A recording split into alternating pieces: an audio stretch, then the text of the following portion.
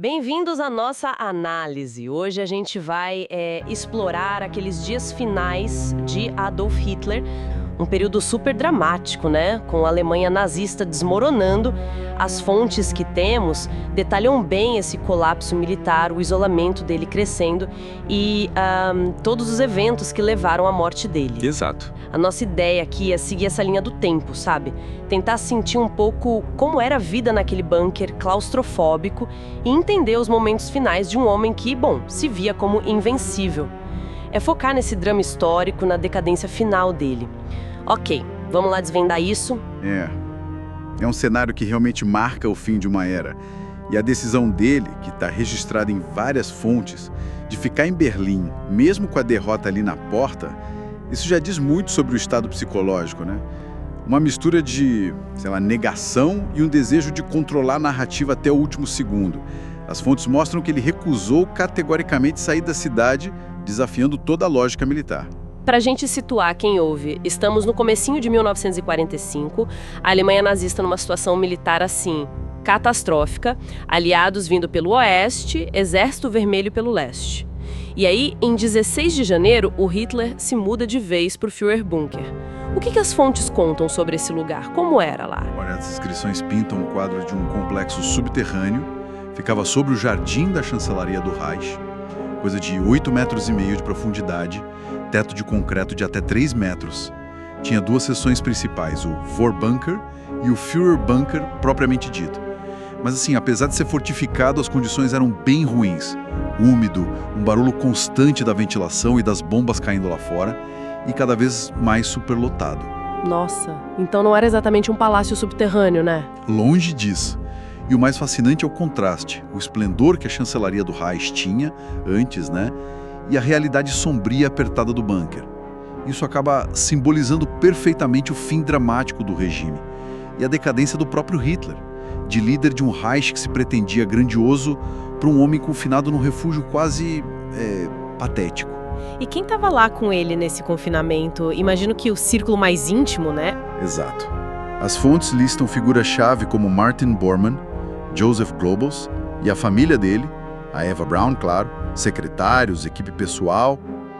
A rotina que descrevem era de conferências militares, ordens cada vez mais, desconectadas da realidade e um desespero crescente no ar, palpável. E com as comunicações de Berlim sendo cortadas, como é que eles se informavam do que estava acontecendo lá fora? As fontes mencionam isso? Sim, e é bem revelador. Com Berlim cercada, as linhas seguras cortadas, ele dependia de relatórios militares bem fragmentados, de mensageiros, e olha que ironia que as fontes destacam, até da rádio BBC, do inimigo. Ouvindo a BBC no bunker, nossa, isso diz muito sobre o isolamento dele. Sem dúvida. É um detalhe que as fontes revelam e que, sublinha a perda total de controle sobre a informação. Talvez até uma desconfiança na própria máquina de propaganda. E a presença constante da família Goebbels ali que culminou naquela tragédia horrível depois do suicídio do Hitler. Isso ilustra a lealdade extrema, fanática e a ideologia destrutiva que permeava aquele círculo íntimo. A tensão devia ser, insuportável. Vamos então seguir a linha do tempo desses últimos dias. As fontes permitem reconstruir bem isso. E aqui a história acelera de verdade. Pois é. Começando por 20 de abril. Era o aniversário de 56 anos dele. As descrições são de um evento bem sombrio no bunker. Foi também a última vez que ele apareceu em público, fora do bunker. Uma aparição rápida para condecorar uns jovens soldados da juventude hitlerista. As filmagens dessa época são chocantes. Mostram um homem fisicamente acabado, sabe? Descrito como quebrado, murcho. Que contraste, né? Total. A imagem do líder poderoso desmoronando ali, visivelmente. Um contraste brutal com a propaganda que sempre fizeram. E os dias seguintes? O cerco se apertando cada vez mais. Implacavelmente. Entre 21 e 27 de abril, o Exército Vermelho avança por Berlim, os combates chegam muito perto do bunker, a comunicação, como a gente falou, fica quase impossível, dependiam de linhas telefônicas públicas que ainda funcionavam e do rádio. O isolamento se torna, absoluto. E aí vem o dia 28 de abril. Talvez é um ponto de virada psicológico para ele. Definitivamente.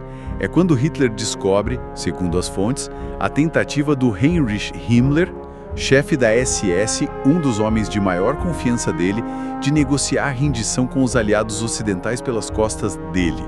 A reação descrita é de fúria total. Paranoia, ele encara isso como a traição suprema. E essa fúria teve consequências imediatas ali dentro do bunker. Teve sim.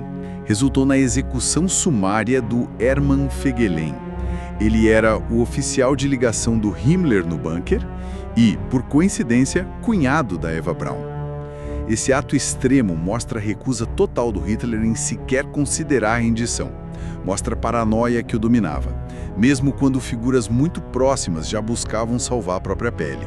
A autoridade dele, mesmo que já fosse ilusória fora dali, ainda era exercida com violência lá dentro. E logo depois dessa explosão toda de fúria, de paranoia, ele toma duas decisões bem pessoais, né? Exato.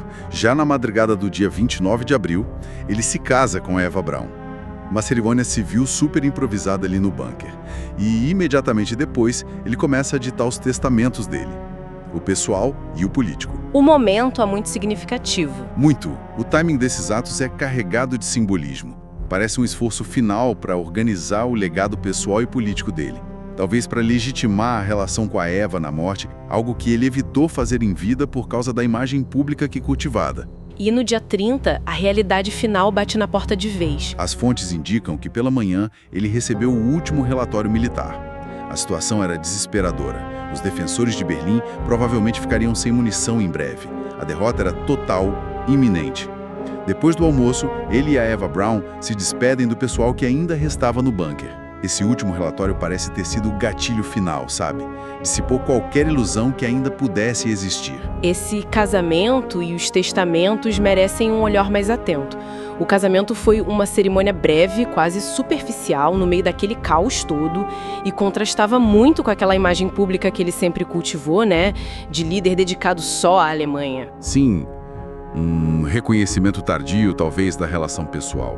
Já o testamento político é um documento assustador.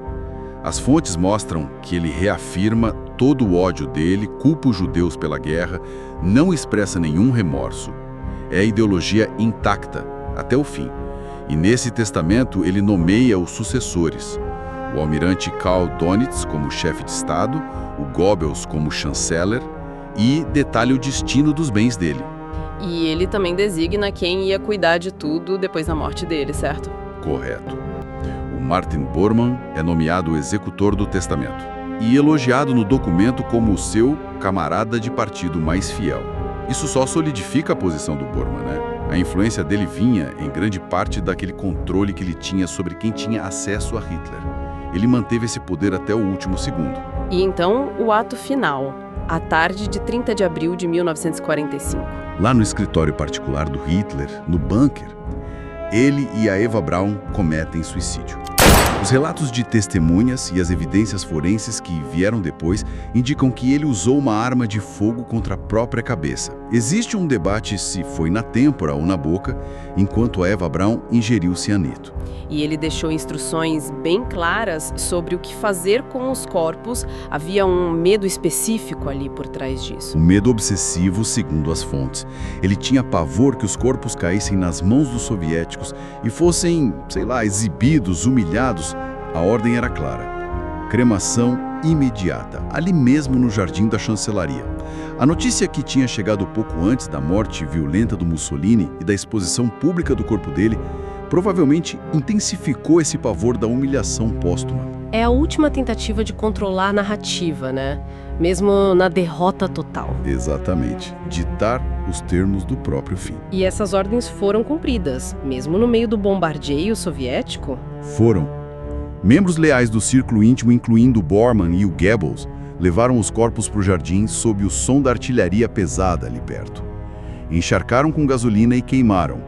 Depois, os restos carbonizados foram enterrados às pressas numa cratera de bomba ali perto.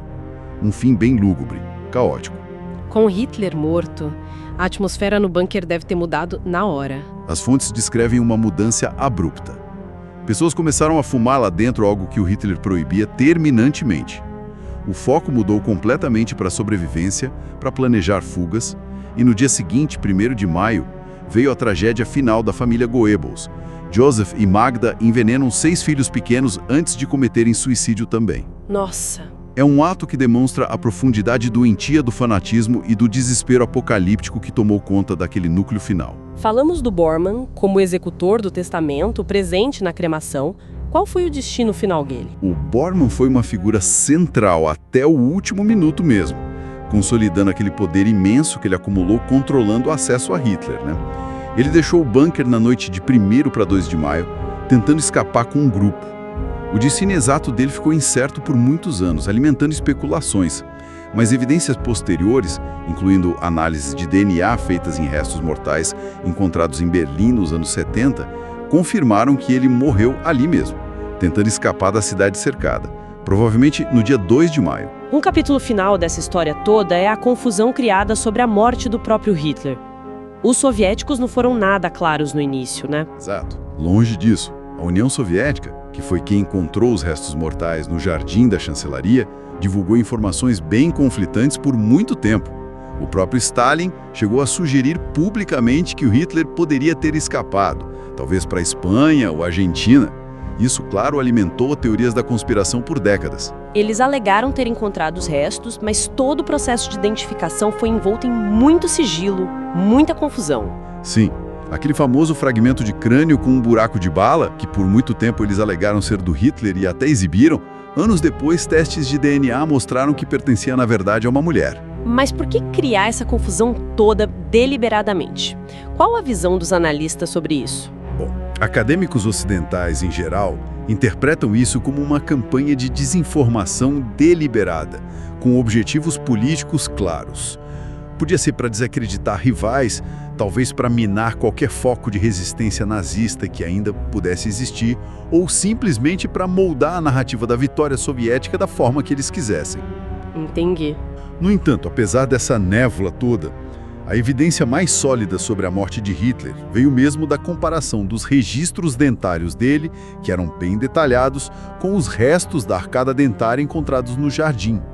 Esse trabalho foi feito inicialmente, ainda em 1945, por assistentes do dentista pessoal de Hitler, que foram capturadas pelos soviéticos, e depois confirmado por eles mesmos, ainda que tardiamente com relutância.